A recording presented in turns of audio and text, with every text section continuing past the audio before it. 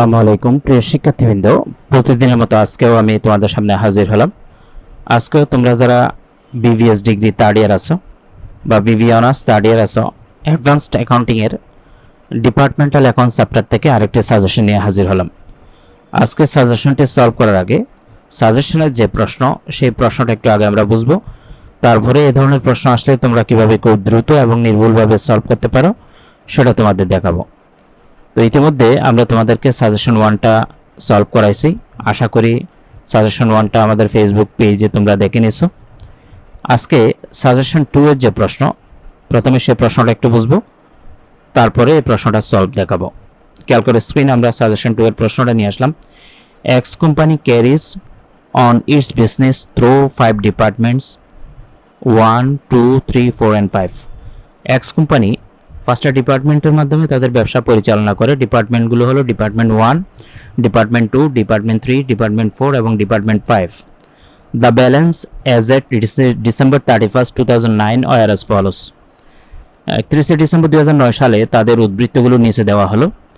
এখানে আমরা দেখতে পাচ্ছি ডিপার্টমেন্ট ওয়াইজ টাকার কলাম আছে। ডিপার্টমেন্ট 1, 2, 3, 4, 5। ওপেনিং ইনভেন্টরি ডিপার্টমেন্ট 1-এ 5,000, 2-তে 3,000, 3-তে 2,500, 4-এ 4,000 এবং ডিপার্টমেন্ট 5-এ 4,500। এভাবে যথারীতি পার্সেসগুলো দেওয়া আছে, সেলসগুলো দেওয়া আছে এবং ক্লোজিং ইনভেন্টরিগুলো দেওয়া আছে। এরপরে কি বলছে দেখো, the opening and closing inventory have been valued at cost.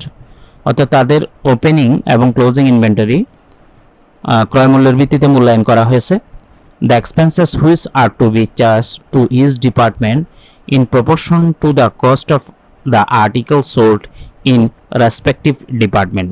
অর্থাৎ তাদের এক্সপেন্সেসগুলোকে, খরচ যেগুলো আছে সে খরচগুলোকে কস্ট অফ আর্টিকেল সোল্ডের ভিত্তিতে, অর্থাৎ বিক্রিত পণ্যের ব্যয়ের ভিত্তিতে ভাগ করতে হবে। তো খরচগুলো কী কী দেখো, আর অ্যাজ ফলোস। যার মধ্যে খরচ আছে salaries and commission 5,510, rent and rates টাকা 1,450, মিসেলেনিয়াস এক্সপেন্সেস 1,305, ইন্স্যুরেন্স 580। এই যে খরচ দেখতে পাচ্ছ, এই খরচগুলো কস্ট অফ আর্টিকেল সোল্ডের ভিত্তিতে ভাগ করতে হবে। Prepare the departmental profit and loss account. এখান থেকে একটি বিভাগীয় লাভ লোকসান হিসাব দেখাইতে বলছে। তো কস্ট অফ আর্টিকেল সোল্ডের ভিত্তিতে আমরা ভাগ করব। কস্ট অফ আর্টিকেলটা একটু আমরা ওয়ার্কিং করে তোমাদেরকে দেখাই। কস্ট অফ আর্টিকেল যেহেতু প্রশ্নের ভিতরে নাই, কস্ট অফ আর্টিকেল বের করার জন্য আমরা একটা টেবল করলাম, calculation of cost of article sold ratio among the 5 departments.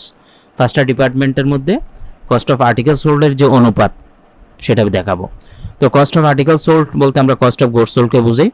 Cost of article sold বা কস্ট অফ গুডস সোল্ডের সূত্র হলো ওপেনিং ইনভেন্টরির সাথে পার্সেস যোগ করে ক্লোজিং ইনভেন্টরি মাইনাস করলে কস্ট অফ আর্টিকেল সোল্ড পাবা। ওপেনিং ইনভেন্টরি আমাদের প্রশ্ন থেকে বসাবো 5,000, 3,000, 2,500, 4,000, 4,500। এগুলো জাস্ট প্রশ্ন থেকে দেখে দেখে বসাই দিলাম। এরপরে ওপেনিং ইনভেন্টরির সাথে কি যোগ করবো, পার্সেস। এই যে পার্সেসও আছে 50,000, 30,000, 10,000, 26,000, 30,000 দেখে দেখে বসাইলাম। বসার পরে ওপেনিং ইনভেন্টরির সাথে পার্সেস যোগ করলে ডিপার্টমেন্ট 1-এ 55, ডিপার্টমেন্ট 2-তে 33,000, ডিপার্টমেন্ট 3-তে 12,500, ডিপার্টমেন্ট 4-এ 30,000, ডিপার্টমেন্ট 5-এ 34,500। সেখান থেকে ক্লোজিং ইনভেন্টরিগুলো মাইনাস করব। ক্লোজিং ইনভেন্টরিগুলো প্রশ্নে আছে দেখো 6,000, 4,000, 3,500, 5,000, 5,500। ক্লোজিং ইনভেন্টরিগুলো বসাই দিলাম দেখে দেখে। তারপরে আমরা মাইনাস করব। 55,000 থেকে 6,000 মাইনাস করো 49,000, 33,000 থেকে 4,000 মাইনাস করলে 29,000, 12,500 থেকে 3,500 মাইনাস করলে 9,000, 30,000 থেকে 5,000 মাইনাস করলে 25,000, 34,500 থেকে 5,500 মাইনাস করলে 29,000। বের করার পরে এটার নাম দিব কস্ট অফ আর্টিকেল সোল্ড। তাহলে কস্ট অফ আর্টিকেল সোল্ডের সূত্র কি, ওপেনিং ইনভেন্টরির সাথে পার্সেস যোগ করে ক্লোজিং ইনভেন্টরি মাইনাস করলেই আমরা কস্ট অফ আর্টিকেল সোল্ড পাই। এখন আমরা কস্ট অফ আর্টিকেল সোল্ডটাকে একটু ছোট করে নিব অ্যামাউন্টগুলোকে। এখানে দেখতে পাচ্ছি আমরা প্রত্যেকটা অ্যামাউন্টে 3টা করে শূন্য কমন আছে। 49,000-ও 3টা, 29,000-ও 3টা, 9,000-ও 3টা শূন্য আছে, 25,000-এ 3টা শূন্য, 29,000-এ 3টা শূন্য। এভাবে আমরা একটু ছোট করে নিব। 49, 3টা শূন্য বাদ দিলে, এখান থেকে 3টা শূন্য বাদ দিলে 29, এখান থেকে 3টা শূন্য বাদ দিলে 9, 25,000 থেকে 3টা শূন্য বাদ দিলে 25, 29,000 থেকে 3টা শূন্য বাদ দিলে 29। এগুলো হলো রেশিও। পরবর্তীতে আমরা যখন অঙ্ক করব এই যে খরচ যেগুলো salaries and commission, rent and rates, miscellaneous expenses, insurance, এগুলো এই অনুপাতে আমরা ডিপার্টমেন্টগুলোতে ভাগ করে দিব। এটাই এখানে কথাটা বলছে। The expenses which are to be charge to each department in proportion to the cost of the article sold in the respective department. অর্থাৎ এই যে খরচগুলো আছে, খরচগুলোকে কস্ট অফ আর্টিকেল সোল্ডের ভিত্তিতে ভাগ করার জন্য আমরা কস্ট অফ আর্টিকেল সোল্ডের রেশিওটা বের করে নিলাম। ঠিক আছে, এখন আমরা মূল কাজে যাই। মূল কাজ মানে prepare the departmental profit and loss account করতে বলছে। আমরা পরবর্তী পেজে একটা ডিপার্টমেন্টাল প্রফিট অ্যান্ড লস অ্যাকাউন্টের ঘর রেডি করলাম। উপরে কোম্পানির নাম X company, departmental profit and loss account for the year ended 31 December 2009। বাম পাশে ডেবিট, ডান পাশে ক্রেডিট লিখলাম। এই প্রফিট অ্যান্ড লস অ্যাকাউন্টে দুইটা অংশ থাকে, একটা হলো গ্রস প্রফিট বা গ্রস লস বের করা, আর একটা হলো নেট প্রফিট বা নেট লস বের করা। তো প্রথম অংশটা আগে আমরা কমপ্লিট করব। গ্রস প্রফিট বের করতে হলে খেয়াল রাখবা, ডেবিট দিকে অর্থাৎ বাম পাশে দুইটা জিনিস লিখে ফেলতে হবে, ওপেনিং ইনভেন্টরি এবং পারচেস। ক্রেডিট দিকে দুইটা জিনিস, দুইটা আইটেম, একটা হলো সেলস এবং ক্লোজিং ইনভেন্টরি। আবার একটু কথা খেয়াল করো, গ্রস প্রফিট বের করতে হলে ডেবিট দিকে ওপেনিং ইনভেন্টরি পারচেস, আর ক্রেডিট দিকে সেলস ক্লোজিং ইনভেন্টরি। এই যে ডেবিট দিকে দুইটা ওপেনিং ইনভেন্টরি পারচেস, এগুলো প্রশ্নের ভিতরে আছে। সেলস এবং ক্লোজিং ইনভেন্টরি সেগুলো প্রশ্নের ভিতরে আছে। দেখো এই যে ওপেনিং ইনভেন্টরি পারচেস এই দুইটা ডেবিট, সেলস এবং ক্লোজিং ইনভেন্টরি এই দুইটা ক্রেডিট। অর্থাৎ এগুলো দেখে দেখে জাস্ট তুমি বসাই দিবা, যেভাবে আছে জাস্ট দেখে দেখে বসাই দিবা। ধরে নিলাম তুমি দেখে দেখে ওপেনিং ইনভেন্টরি বসাইছো, পারচেসও বসাইছো, ক্রেডিট দিকে সেলসও বসাইছো, ক্লোজিং ইনভেন্টরি বসাইছো। বসা হয়ে গেলে এখন তোমাকে বের করতে হবে গ্রস প্রফিট অথবা গ্রস লস। মনোযোগ দিয়ে খেয়াল করবা, যদি ডেবিট দিকে কোনো টাকা শর্ট থাকে বা ঘাটতি থাকে, অর্থাৎ ক্রেডিটের যোগফল বড় হয়, ডেবিটের যে পার্থক্য আসবে সেটা হবে গ্রস প্রফিট। আর যদি ডেবিটের যোগফল বড় হয়, ক্রেডিট দিকে ছোট হয়, ক্রেডিটের যে পার্থক্য বের হবে সেটা হবে গ্রস লস। তাহলে আমরা দেখতে পাচ্ছি ডিপার্টমেন্ট 1-এ ডেবিটে আছে 5,000, 50,000, 55,000, আর ক্রেডিটে আছে 48,000, 6,000, 48,000 যোগ করলে 54,000। তার মানে ডেবিটেরটা বড়, তাহলে ডেবিটের বড় যোগফলটা উভয় পাশে লিখবো। 5, 50,000, 55, 55,000 ডেবিটও লিখলাম, 55,000 ক্রেডিটে লিখলাম। এই 55,000 থেকে 48,000 এবং 6,000 অর্থাৎ মোট 54,000 মাইনাস করলে 1,000 টাকা ক্রেডিটের শর্ট। ক্রেডিটের শর্ট হলে কি বলছিলাম, গ্রস লস বা মোট ক্ষতি, সেজন্য এটা নাম দিলাম গ্রস লস সিডি। ঠিক একইভাবে ডিপার্টমেন্ট 2-তেও ডেবিটে বড় 3,000, 30,000, 33,000, বাট ক্রেডিটে হলো 21,000, 4,000, 25,000। তার মানে ক্রেডিটের ছোট, কত ছোট, 33,000 থেকে ওই 25,000 মাইনাস করলে 8,000। 33,000 কিন্তু উভয় পাশে বসাই ফেলবা, ডেবিটও বসাবা, ক্রেডিটও বসাবা, তাহলে 8,000 পাইলাম গ্রস লস সিডি। ওকে, এবার আসো 3 নম্বর ডিপার্টমেন্টে। 3 নম্বর ডিপার্টমেন্টে কিন্তু ব্যতিক্রম। 3 নম্বর ডিপার্টমেন্টে ক্রেডিটে বড় 9,500, 3,500 মিলে 10,000, 13,000, আর ডেবিটে হলো 2,500 এবং 10,000, 12,500। তার মানে ডেবিটে 500 টাকা শর্ট। ডেবিটে শর্ট হলে গ্রস প্রফিট সিডি হয়, অর্থাৎ মোট মুনাফা হয়। এই গ্রস প্রফিট সিডি লিখে 1 এবং 2-তে ডট ডট দিলাম, কারণ 1 এবং 2-তে গ্রস লস বের হয়েছিল।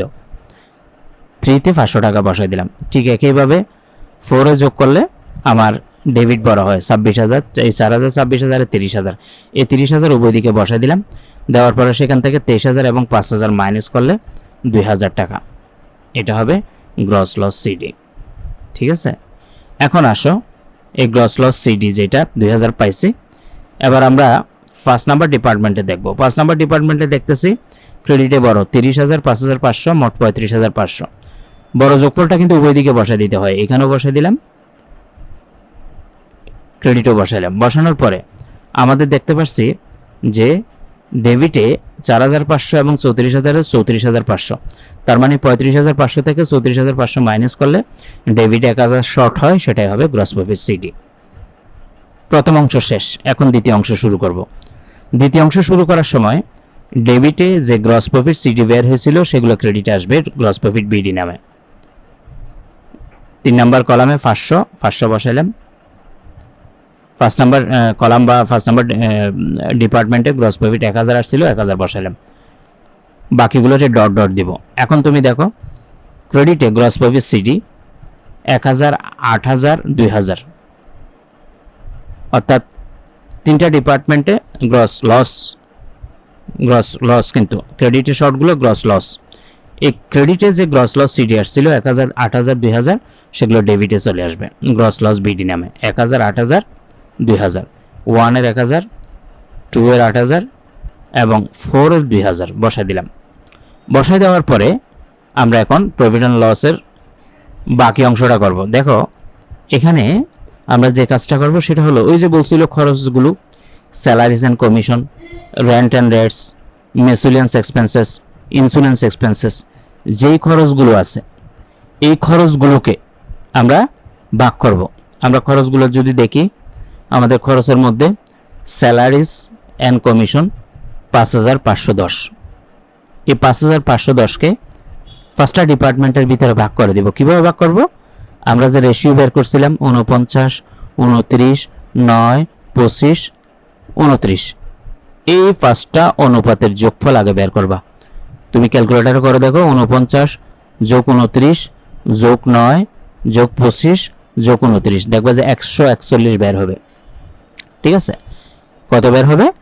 141। আমি একটু তোমাদেরকে যদি দেখাই তোমাদের আরও একটু ক্লিয়ার লাগবে। এই যে আমরা ক্যালকুলেটর নিলাম একটা, প্রথমে 49 যোগ, তারপর 29 যোগ, তারপর হলো 9 যোগ, তারপর 25 যোগ, তারপর হলো 29 সমান দিলাম, এই 141 বেরিয়েছে। এখন তুমি যে কাজটা করবা, এই যে স্যালারিজ অ্যান্ড কমিশন 5510 ছিল, তাই না? 5510কে এই 41 দিয়ে ভাগ করে তুমি যদি 49 দিয়ে গুণ দাও ডিপার্টমেন্ট 1 এর টাকাটা পাবা। আবার 141 দিয়ে ভাগ করে যদি 29 দিয়ে গুণ দাও ডিপার্টমেন্ট 2 এর, আবার 5510কে 41 দিয়ে ভাগ করে 9 দিয়ে গুণ করলে ডিপার্টমেন্ট 3, 25 দিয়ে গুণ করলে ডিপার্টমেন্ট 4 এর এবং 29 দিয়ে গুণ করলে ডিপার্টমেন্ট 5 এর টাকা। আমি একটা তোমাদেরকে দেখাই, তো 141টা মাথায় রাখবা বা কোথাও টুকায় রাখবা। 5510 ভাগ 141 গুণ 49 সমান 1914.822, তার মানে 1915। ওকে, তো 1915 দেখো তো আমরা পরবর্তী পেজে স্যালারিজ অ্যান্ড কমিশন লিখে এই যে ডিপার্টমেন্ট 1 1915। ঠিক একইভাবে তুমি যদি ওই 5510কে 141 দিয়ে ভাগ করে 29 দিয়ে গুণ করো, তাহলে ডিপার্টমেন্ট 2 এর টাকা। আবার 141 দিয়ে ভাগ করে 9 দিয়ে গুণ করো ডিপার্টমেন্ট 3 এর। আবার 141 দিয়ে ভাগ করে, বারবার কিন্তু ভাগ করবা 5510কে, 25 দিয়ে গুণ করে ডিপার্টমেন্ট 4 এর এবং 5510কে 141 দিয়ে ভাগ করে 29 দিয়ে গুণ করলে ডিপার্টমেন্ট 5 এর টাকাটা পেয়ে যাবা। তাহলে আমরা এভাবে প্রথমে 1915, 1133, 352, 977, 1133, ঠিক একইভাবে রেন্ট অ্যান্ড রেটসের টাকাটাও। তো আমরা রেন্ট অ্যান্ড রেটসের টাকাটা একটু খেয়াল করি। রেন্ট অ্যান্ড রেটসের টাকা হলো 1450, 141 দিয়ে ভাগ করে 49 দিয়ে গুণ, 29 দিয়ে গুণ, 9 দিয়ে গুণ, 25 দিয়ে গুণ, 29 দিয়ে গুণ, যথারীতি রেন্ট রেটসের টাকা পাবা। মিসেলিয়ান্স এক্সপেন্সেস 1305, এটাকেও 141 দিয়ে ভাগ করে 49, 29, 9, 25, 29 দিয়ে গুণ করবা, যার যার ভাগের টাকা বের হয়ে যাবে। ইন্স্যুরেন্সের 580 টাকাকেও 141 দিয়ে ভাগ করে 49, 29, 9, 25, 29 দিয়ে কি করবা? গুণ করবা। গুণ করলে এই টাকাগুলো পেয়ে যাবা। পাওয়ার পরে যে কাজটা করবা, নেট প্রফিট বা নেট লস বের করবা। এখন তুমি কিভাবে বুঝবা নেট প্রফিট হয়েছে নাকি নেট লস হয়েছে? দেখো, ডেবিটের যোগফল যদি বড় হয়, ক্রেডিটের যোগফল যদি ছোট হয়, যে পার্থক্য আসবে সেটা নেট লস। কোনো কারণে যদি ক্রেডিটের যোগফল বড় হয়, ডেবিটের যোগফল ছোট হয়, যে পার্থক্য সেটা নেট প্রফিট। কিন্তু এই অঙ্কে সবগুলো ডেবিটই কি বড়, যেমন 1000, 1915, 504, 455, 202 যোগ করলে 4076। ক্রেডিটে কিন্তু একটা টাকাও নেই, সেজন্য পুরোটাই কি নেট লস। তো 4076 উভয় দিকে বসাই দিলাম। ক্রেডিটে যেহেতু কোনো টাকা নাই সেজন্য পুরোটাই নেট লস লিখে বসাই দিলাম। ডিপার্টমেন্ট 2তেও সবগুলো টাকা যোগ করলাম, 9818 পাইলাম। 9818 বসাই দিলাম উভয় দিকে। ক্রেডিটে যেহেতু কোনো টাকা নাই সেজন্য পুরোটাই নেট লস। যেহেতু ক্রেডিটে টাকা মানে কোনো আয় নাই আর কি, ডেবিটে খরচ বসে, ক্রেডিটে আয় বসে, যেহেতু কোনো আয় নাই পুরোটাই লস। এরপর আসো 3 নম্বর ডিপার্টমেন্টে 565 যোগফল, 565 বই বসাইলাম। ক্রেডিটে কিন্তু 3 নম্বর ডিপার্টমেন্টে গ্রস প্রফিট বিডির একটা টাকা আছে 500, ওইটা মাইনাস করলে 65 টাকা নেট লস। আবার যদি দেখি ডিপার্টমেন্ট 4 এ সবগুলো যোগ করলে 3568 বসাইলাম। 3568 বসানোর পরে ক্রেডিটে কোনো আয় নাই, পুরোটাই লস, 3568 নেট লস। এরপরে আবার ডেবিটে যোগ করলে 1818 হয়, ওইদিকে বসাই দিব। বসানোর পরে একটা টাকা আগে থেকে ছিল 1000, সেটা মাইনাস করব। 1818 থেকে 1000 মাইনাস করলে এটা কিন্তু 818 হবে। এই জায়গায় একটু খেয়াল করবা, এটা কি হবে? 1818 হবে না, এখানে শুধু 818 হবে, যেহেতু 1000 আছে সেজন্য এটা আমরা মাইনাস করে শুধু 818 লিখব। এটা একটু মনে রাখবো, এখানে একটা প্রিন্টিং মিস্টেক আছে আর কি। এই হলো আমাদের প্রফিট অ্যান্ড লস অ্যাকাউন্ট তৈরি করে gross profit, gross loss, net profit বা নেট লস কীভাবে বের করা সেটা শিখলাম। ক্লাসটি ভালো লাগলে অবশ্যই শেয়ার করবা, আর আমাদের পেজে যদি নতুন হয়ে থাকো পেজটা ফলো দিয়ে রাখবা। সম্পূর্ণ বইয়ের এভাবে রেকর্ডের video class, PDF suggestion, theory suggestion যদি পেতে চাও কমেন্ট সেকশনে আমাদের হোয়াটসঅ্যাপ নাম্বার দেওয়া থাকবে, সেখানে যোগাযোগ করলে কোর্সের ডিটেল জানবা। একদম নামমাত্র মূল্যে সম্পূর্ণ বই, অ্যাডভান্সড অ্যাকাউন্টিং এবং কস্ট অ্যাকাউন্টিং শেষ করতে পারবা। সবার প্রতি শুভকামনা রইল। আসসালামু আলাইকুম ওয়া রাহমাতুল্লাহি ওয়া বারাকাতুহু।